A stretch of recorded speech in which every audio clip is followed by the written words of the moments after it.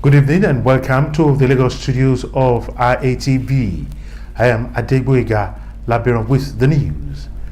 Residents of Lagos State have continued to count their losses following the heavy downpour that wrecked many parts of the state in the early hours of today. The heavy rains, which was accompanied by lightning, started at about 8 a.m. in some parts of the state and 9 a.m. in other parts, but lasted for more than 2 hours, leaving many streets flooded with a number of homes. This video illustrates the level of hardship people living in some parts of the state went through in the bid to go about their normal businesses. This is with a special reference to people living in Oworonshoki, Agege, Balogun, in the Ikeja area, and Iyana-Ipaja, among others, had to grapple with flooding up till late afternoon. Some of them who spoke to off-camera admitted that it was harrowing experience coping with the unexpected flooding, among other damages done by the heavy downpour. A federal high court sitting in Lagos has ordered the remand in prison custody of hip-hop artist Azeez Fashola, popularly known as Naira Marley. He is facing 11 count bordering on cybercrime for allegedly conniving with Yod Israel at large to use access card issued to other persons in a bid to obtain gain, an offense contrary to Section 27, subsection 1b of the Cybercrime Prohibition Prevention Act 2015. He pleaded not guilty. After the charges were read to him, he pleaded not guilty. The trial Justice Owebo, however, slated the 30th of May for the hearing of bail application. Until then, Naira Marley will be remanded in EFCC custody. The Senate's endorsement of June 12 as Democracy Day, as against the former May 29, has raised dust among Lagos residents, as some of them described the action as a right step to honor late MKO Abiola, while others saw the move as one with an ulterior motive. June 12, 1993 was when Nigerians trooped to the polls to cast their ballots in what have been described as the freest election in Nigeria. The election, which was annulled by the military, was adjudged to have been won by late Chief Moshood Kashimawo Abiola. That election has remained evergreen in the memory of Nigerians, especially in the southwestern part of the country. The Senate moved to fully immortalize June 12 by making it the National Democracy Day after 26 years of agitation from the date to be accorded this recognition. In reaction to this amendment of the National Holiday Act, which was moved to be the Democracy Day from May 29th to June 12th, some respondents said that the action would have been better justified if democracy was more evident in Nigeria. Are the people allowed to exercise their civic rights? What is democracy? Are we practicing democracy in Nigeria? Can't you see what is happening? Are we happy? All of us here, are we happy? I think there are a lot of things our president should do in Nigeria. It's not about changing democracy. They cannot solve the problem in Nigeria. Do you get what I'm saying? Because changing it cannot make people that are suffering for things to become okay for them. They also shared their pictorial memories of the historical June 12 and expectations from the Nigerian government. For those who invest in June 12 and they were not able to get what they wanted, definitely coming around, remembering that day will bring them sadness. I was giving a scenario. A widow will never be happy, remembering the day her husband died. Probably she was even there when the man died. So bringing the day back to her memory will bring her sadness, not joy. Some of the respondents added that the country's democratic system today did not reflect the true spirit of June 12, hence the relevance of the new amendment.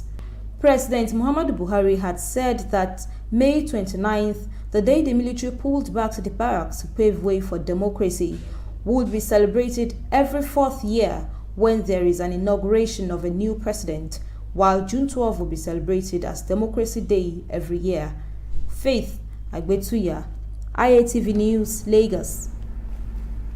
A 24-year-old Oluwaseun Adegoke, who allegedly sent West African Examination Council answer booklet via the internet to a student, has been arraigned before an Ikeja magistrate court in Lagos.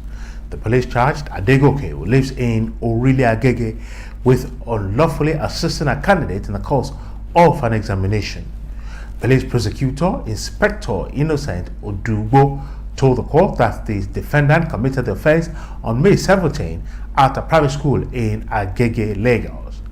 He said the defendant scanned answer booklet of a student while the examination was still on and sent it through WhatsApp to assist some other students. The defendant, however, pleaded not guilty to the charge. Following his appeal of not guilty, Magistrate Emeka Okpara admitted the defendant to bail in the sum of 50,000 naira with two shorties in like sum. The case is adjourned to June 26th.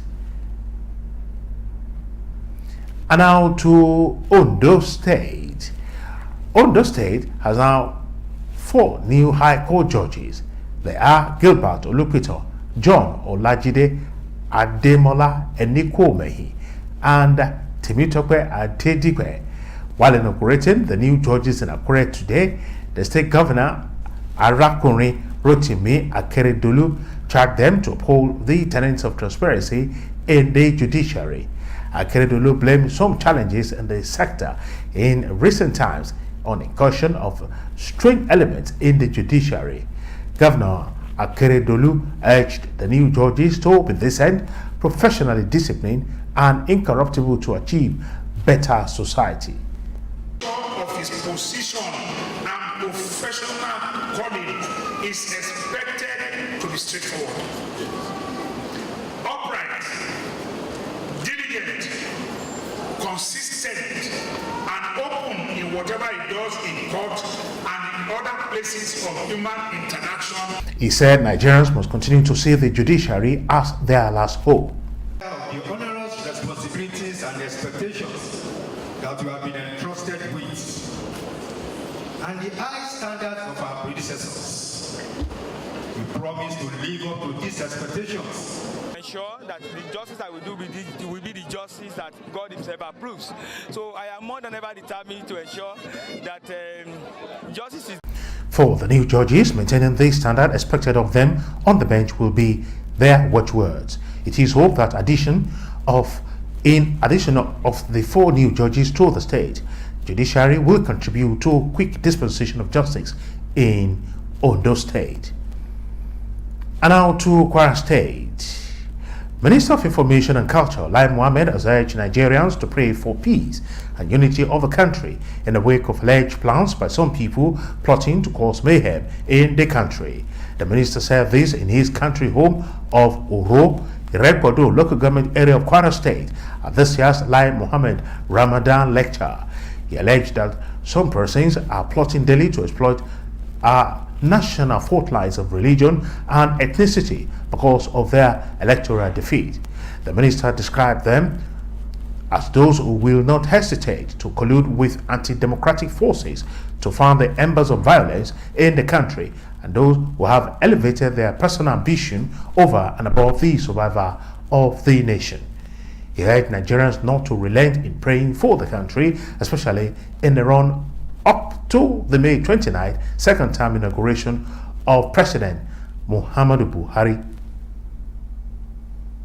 And now to Ondo State. The federal government has been urged to pay adequate attention to cocoa farming towards boosting the gross domestic product GDP in the country.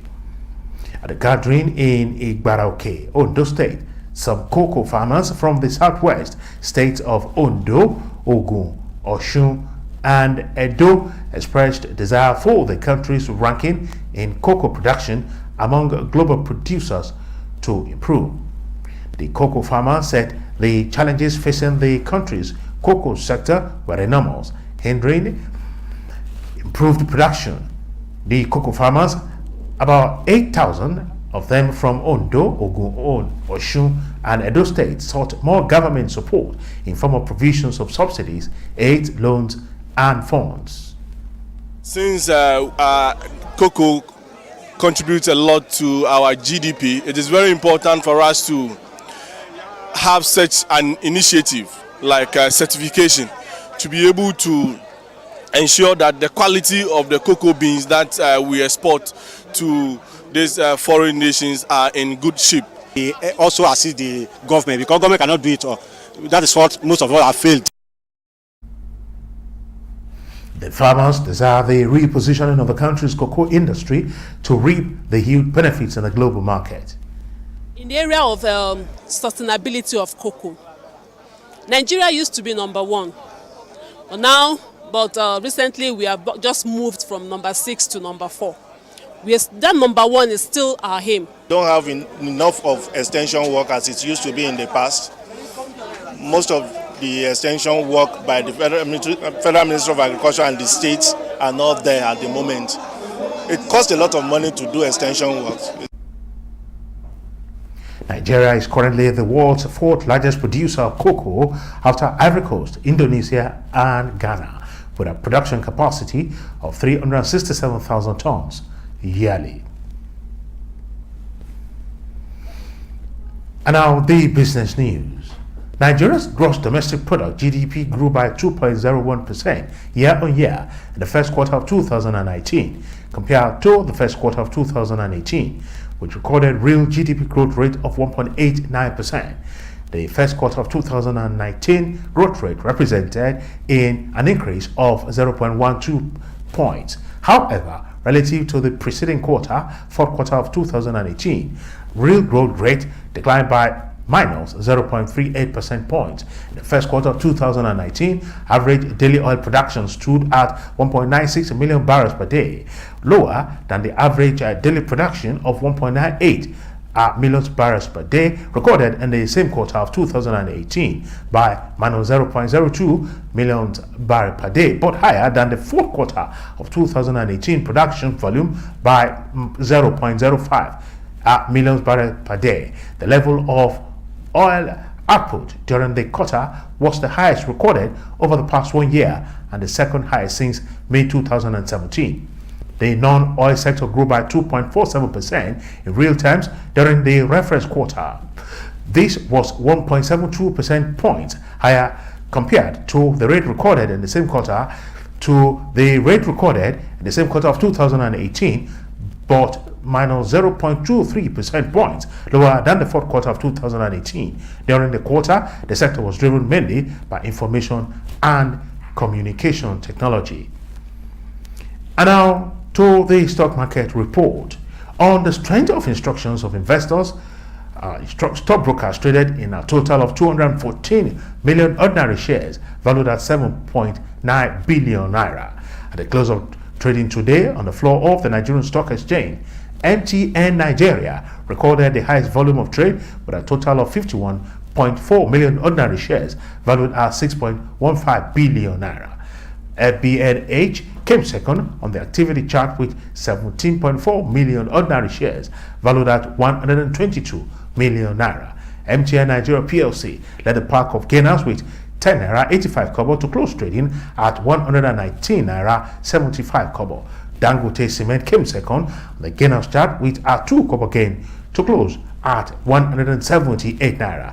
On the other hand, Forte Oil PLC topped the losers chart with a drop of 2 naira 80 kobo in Asia value to close trading at 25 naira 55 kobo. Access Bank PLC also dropped 35 kobo in Asia value to close trading at 6 naira 10 kobo. All-share index closed trading at 29,373.40 points in 4,644 transactions, while market capitalization ended today's trading at 12.9 trillion naira. And that's the size of our package from the Lagos studios of IATV. I am Adeboyega Labiron, thanking you for having stayed tuned, and now returning you to our studios in Ibadan for the next segment of the news. Good evening.